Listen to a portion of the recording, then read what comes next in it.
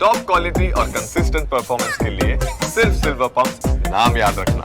Jagdish sir, તમારા પાસેથી હવે સેક્ટર સ્ટોક્સ જાણી લઈએ. આવા વોલેટાઇલ વાતાવરણ વચ્ચે કયા સ્ટોક્સ અને સેક્ટર છે કે જે તમે રેકમેન્ડેશનમાં અત્યારે ફિલહાલ ધ્યાન પર રાખી રહ્યા છો?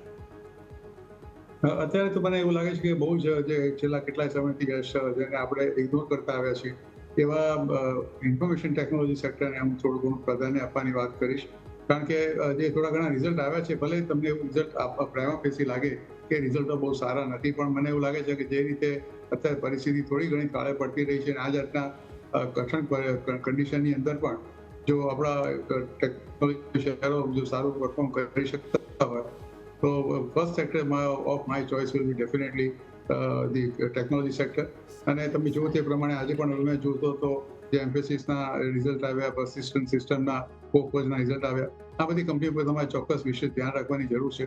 એટલે first choice will be definitely IT sector, કારણ કે એમાં ઘણો ઓપોર્ચ્યુનિટી છે, ઘણી તમને તક છે હજી.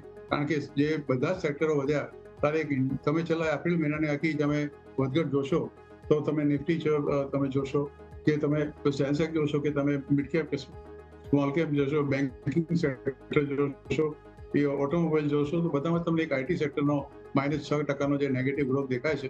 એટલે આઈટી સેક્ટર પર ડેફિનેટલી મારી પહેલી પસંદગી રહેશે. એટલે that is the first part. Secondly તમે જુઓ તો સેકન્ડ ઇઝ ફાર્માસ્યુટિકલ.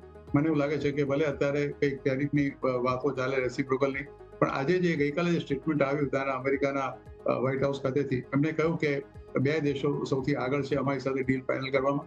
એક તો છે સાઉથ કોરિયા અને બીજું છે ભારત. અને એમાંય ભારત અત્યારે અગ્રેસર છે.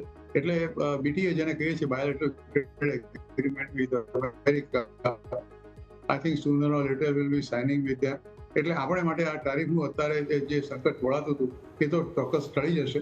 તો ફાર્માસ્યુટિકલની અંદર અત્યાર સુધી ટારિફ નથી નાખી અને કદાચ નાખવાનો સમય પણ નહીં આવે. તો સેકન્ડ જે સેક્ટર મને તમે પૂછ્યું તે એમાં છે ફાર્માસ્યુટિકલ. એમાં ઘણી બધી કંપનીઓ છે. સન ફાર્મા છે, ડોક્ટર રેડ્ડીઝ લેબોરેટરી છે, ડીવીસ લેબોરેટરી છે, ઘણી બધી કંપનીઓ છે. એના પર તમારે વિશેષ ધ્યાન રાખવાનું. આ મોટાભાગની કંપનીઓનો 70% જેટલું જે જેનરિક ડ્રગ્સ છે એ નોર્થ અમેરિકાને જ એક્સપોર્ટ કરતા હોય છે. ઓકે, તો દરેક સ્ટોક અને સેક્ટર સ્પેસિફિક છે કે જેની ઉપર તમારી નજર હોવી જોઈએ.